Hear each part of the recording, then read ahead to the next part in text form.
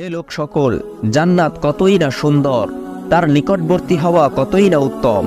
জান্নাতের পানি কতই না ঠান্ডা। রোমবাসীদের শাস্তি ভোগ করার সময় এসেছে, তাদেরকে কতল করা আমাদের জন্য আবশ্যক হয়ে পড়েছে। প্রিয় সুধী, এই কবিতাটি ছিল নবী পাক সাল্লাল্লাহু আলাইহি ওয়াসাল্লামের প্রিয় সাহাবী হযরত জাফর রাদিয়াল্লাহু তাআলা আনহুর মুতার যুদ্ধে আবৃত্ত করা কবিতা। মুতার যুদ্ধে এই কবিতা তিনি কেন আবৃত্ত করেছিলেন, মুতার যুদ্ধ কেন সংগঠিত হয়েছিল এবং এই যুদ্ধে সাহাবায়ে কেরামের আগ্রহ কেমন ছিল, তাই জানবো আজকের এই ভিডিওতে। অনুরোধ করব না টেনে পুরো আলোচনাটি শুনুন। হুদাইবিয়ার সন্ধির পর রাসূল সাল্লাল্লাহু আলাইহি ওয়াসাল্লাম বিভিন্ন দেশের রাজা বাদশাদের নিকট ইসলাম গ্রহণের জন্য দাওয়াতনামা পাঠাতেন। এমনই এক পত্র দিয়ে হারেস ইবনে উমাইর আজদি রাদিয়াল্লাহু তাআলা আনহুকে বসরার শাসনকর্তার নিকট পাঠালেন। পত্র নিয়ে তিনি যখন মুতা নামক স্থানে পৌঁছলেন, তখন সুরাহবিল গাসসানী নামক রোম সম্রাটের জনৈক শাসনকর্তা তাকে হত্যা করে। যে কোনো জাতির নিকট দূত হত্যা করা আন্তর্জাতিক আইনে নিষিদ্ধ। সুতরাং তার এই গর্হিত কাজের কারণে রাসূল সাল্লাল্লাহু আলাইহি ওয়াসাল্লাম মনে বড় ব্যথা পেলেন। সাথে সাথে নবীজি ৩০০০ সৈন্যের একটি বাহিনী প্রস্তুত করে হযরত যায়েদ ইবনে হারেসা রাদিয়াল্লাহু তাআলা আনহুর নেতৃত্বে মুতার দিকে পাঠালেন।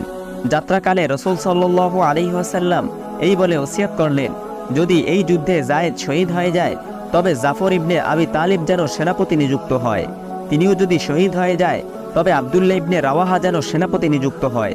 যদি সেও শহীদ হয়ে যায় তবে মুসলমানগণ যাকে পছন্দ করে তাকে সেনাপতি বানিয়ে নিবে।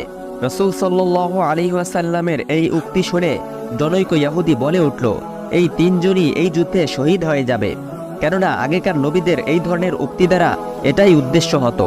রাসূল সাল্লাল্লাহু আলাইহি ওয়াসাল্লাম একটি সাদা ঝান্ডা হযরত যায়েদ রাদিয়াল্লাহু তাআলা আনহুর হাতে সুপর্দ করলেন এবং কয়েকজন সহচরকে নিয়ে সেনাদলকে বিদায় দেওয়ার জন্য শহরের বাহির পর্যন্ত গেলেন।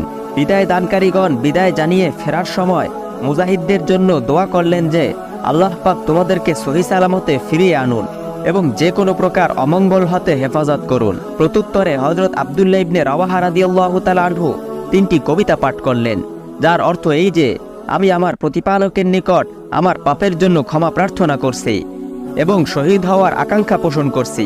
এমন এক সুতীক্ষ্ণ তরবারি চাচ্ছি যা আমার রক্তের স্রোত বহিয়ে দেয় এবং এমন এক বর্ষা চাচ্ছি যা আমার বক্ষ ও কলিজাকে বিদীর্ণ করে দেয় এবং মানুষ আমার কবরের পার্শ্ব দিয়ে যাওয়ার সময় যেন বলে, হে গাজী, আল্লাহ পাক তোমাকে সঠিক পথে পরিচালিত করে কামিয়াব করুন। নিশ্চয়ই তুমি সঠিক পথের কামিয়াব যাত্রী। অতঃপর তারা রওনা হয়ে গেলেন।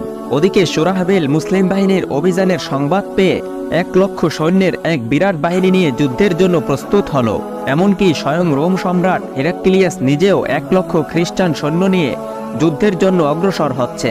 আর এই সংবাদ জানতে পেরে মুসলমানগণ একটু চিন্তিত হয়ে পড়লেন। এত বিরাট বাহিনীর সাথে যুদ্ধে লিপ্ত হব নাকি এই ঘটনা সম্পর্কে রাসূল সাল্লাল্লাহু আলাইহি ওয়াসাল্লামকে অবহিত করব। তখন যুদ্ধের সেনাপতি হযরত আব্দুল্লাহ ইবনে রাওয়াহা রাদিয়াল্লাহু তাআলা আনহু তেজোদ্দীপ্ত কণ্ঠে এক উত্তেজনাপূর্ণ ভাষণে এই বললেন যে, ওহে বীর মুজাহিদগণ, তোমরা কিসের চিন্তায় ভীত হয়ে পড়েছো? একমাত্র শহীদ হওয়ার উদ্দেশ্যেই তো আমরা আল্লাহর রাস্তায় বের হয়েছি। আমরা মুসলিম জাতি, কখনো বাহুবল ও সংখ্যাধিক্যের উপর নির্ভর করে যুদ্ধ করি না। আমরা শুধু ধর্মের খাতিরে যুদ্ধ করি, যার কারণে আল্লাহ পাক আমাদেরকে সম্মানিত করেছেন। ওহে বন্ধুগণ, সম্মুখে অগ্রসর হও। দুই কামিয়াবির একটি আমাদের জন্য অবধারিত, হয় জয়লাভ করব, না হয় শাহাদাত বরণ করব।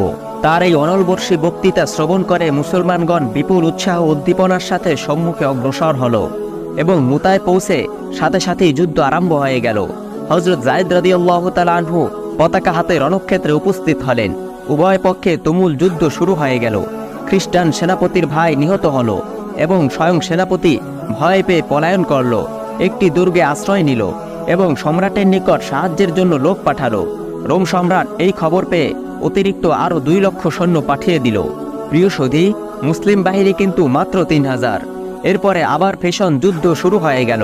হযরত যায়েদ রাদিয়াল্লাহু তাআলা আনহু তখন শাহাদাত বরণ করেন। এরপর যুদ্ধের দ্বিতীয় সেনাপতি হযরত জাফর রাদিয়াল্লাহু তাআলা আনহু পতাকা হাতে নিয়ে বীর বিক্রমে যুদ্ধ করতে লাগলেন। শত্রু বাহিনীর সৈন্য সংখ্যা দেখে যাতে ভয় পেয়ে পালিয়ে না যান, এই জন্য নিজের ঘোড়ার পা নিজেই কেটে দিলেন, যেন পালানোর আর কোনো সুযোগ না থাকে। তখন তিনি কয়েকটি কবিতা পাঠ করেছিলেন, যার অর্থ এই যে, হে লোক সকল, জান্নাত কতই না সুন্দর, তার নিকটবর্তী হওয়া কতই না উত্তম। জান্নাতের পানি কতই না ঠান্ডা। রোমবাসীদের শাস্তি ভোগ করার সময় এসেছে, তাদেরকে কতল করা আমাদের জন্য আবশ্যক হয়ে পড়েছে। এইসব কবিতাসমূহ পাঠ করলেন আর নিজের ঘোড়ার পা তো নিজেই কেটে ফেলেছিলেন, যাতে ফিরে যাওয়ার খেয়ালও তার অন্তরে না আসতে পারে। তারপর তরবারি হাতে অগণিত কাফের সেনার ভিতর ঢুকে পড়লেন। সেনাপতি হিসাবে তার হাতেই পতাকা ছিল। কাফেরগণ তার ডান হাত কেটে দিল, তৎক্ষণাৎ তিনি বাম হাতে তা সামলিয়ে নিলেন, আবার বাম হাতও তারা কেটে দিল। তখন উভয় বাহুমূল দ্বারা মুখে চেপে কামড়িয়ে ধরলেন।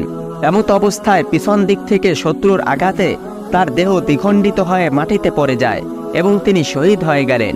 শহীদ হওয়ার সময় তার বয়স ছিল মাত্র 33 বছর। হযরত আব্দুল্লাহ ইবনে ওমর রাদিয়াল্লাহু তাআলা আনহু বলেন, যুদ্ধের পর যখন আমরা হযরত জাফর রাদিয়াল্লাহু তাআলা আনহুর লাশ উঠালাম, তখন দেখতে পেলাম তার দেহের সম্মুখভাগে 90টি জখম রয়েছে।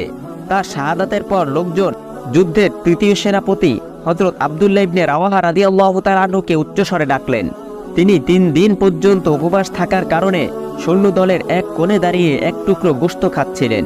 আওয়াজ শোনা মাত্রই গোশতের টুকরো দূরে নিক্ষেপ করে নিজেকে তিনি ধিক্কার দিয়ে বলতে লাগলেন, জায়েদ শহীদ হয়ে গিয়েছে, জাফরও তো শহীদ হয়ে গেল, আর তুমি এখনো দুনিয়ার খেলায় মত্ত। এই বলে তিনি যুদ্ধে ঝাঁপিয়ে পড়লেন। শত্রুর আঘাতে তার একটি আঙুল আঘাতপ্রাপ্ত হয়ে লটকিয়ে পড়ল।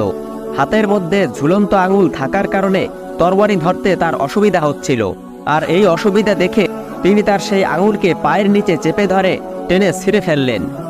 এরপর তিনি পঙ্গপালের মতো অগণিত শত্রু সেনার সম্মুখীন হয়ে যুদ্ধ করতে লাগলেন। যুদ্ধ করতে করতে ক্ষণিকের তরে একটু বিচলিত হয়ে পড়েছিলেন, কিন্তু মুহূর্তের মধ্যে তার সেই দুর্বলতার কুয়াশা কেটে গেল এবং নিজেকে সম্বোধন করে বলতে লাগলেন, হে আমার অন্তর, দুনিয়ার আর কোনো মোহ কি তোমার বাকি রয়েছে? যদি সেই মোহ তোমার বিবির জন্য হয়ে থাকে তবে তাকে 3 তালাক, যদি তোমার সেই মোহ গোলামের জন্য হয়ে থাকে তবে তারা সবাই আজাদ, যদি তোমার সেই মোহ বাগবাগিচার জন্য হয়ে থাকে তবে তা সব আল্লাহর রাস্তায় সদকা। এই বলে যুদ্ধের গজল গাইতে আরম্ভ করলেন, যার অর্থ, আল্লাহর কসম, হে আমার মন, খুশিতেই হোক বা না খুশিতেই হোক তোমাকে রণক্ষেত্রে নামতেই হবে। সুখ ও শান্তিতে তোমার জীবনের এক দীর্ঘ সময় কেটে গেল। চিন্তা করে দেখো, এক ফোঁটা বীর্য দ্বারাই তোমার জন্ম। ওই দেখো কাফেরগণ কিভাবে মুসলমানদের উপর ঝাঁপিয়ে আসছে। তোমার কি হলো যে বেহেশতকে তুমি পছন্দ করছো না? যুদ্ধে শহীদ না হলেও অবশেষে একদিন তো তোমাকে মরতেই হবে। এরপরে তিনি ঘোড়া হাতে নেমে পড়লেন এবং শত্রু বাহিনীর মধ্যে ঢুকে পড়লেন। তার চাচাতো ভাইয়ের সাথে দেখা হলে তার চাচাতো ভাই এক টুকরো গোশত দিয়ে তাকে বললেন, একটু খেয়ে কোমরটাকে সোজা করে নাও, যেহেতু কয়েকদিন যাবৎ খাওয়ার সময় পাওনি। তখন তিনি গোশতের টুকরাটি হাতে নিলেন। হঠাৎ একদিক হতে হই হুল্লোড় শোনা গেল। তিনি গোশতের টুকরো ফেলে দিলেন এবং তরবারি হাতে নিয়ে ভিড়ের মধ্যে ঢুকে পড়লেন এবং শহীদ হওয়া পর্যন্ত তরবারি চালাতে থাকলেন। প্রিয় সুধী, সকল সাহাবায়ে কেরামের জিন্দেগির ঘটনা এমনই ছিল। তাদের প্রতিটি ঘটনাই এরূপ, যা দুনিয়ার স্থায়িত্ব ও হীনতা এবং আখিরাতের প্রতি আগ্রহের শিক্ষা দেয়। আল্লাহ তাআলা আমাদের সকলকে সাহাবায়ে কেরামের প্রতি ভালোবাসা ও সম্মান প্রদর্শন করার তৌফিক দান করুন। আজ এ পর্যন্তই। আমাদের চ্যানেলে নতুন হয়ে থাকলে সাবস্ক্রাইব করুন। ভিডিওটি ভালো লাগলে লাইক, কমেন্ট ও শেয়ার করে অন্যদের দেখার সুযোগ করে দিন। আসসালামু আলাইকুম ওয়া রাহমাতুল্লাহ।